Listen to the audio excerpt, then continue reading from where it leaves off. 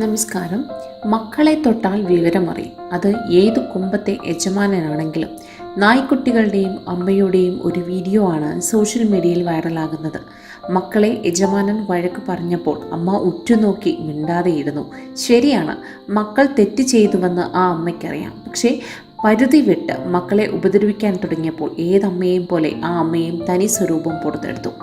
സ്വഭാവം മോശമായാൽ സ്വരൂപം മാറുമെന്ന് പറയുന്നത് പോലെ ഇതാണ് ഈ വീഡിയോ.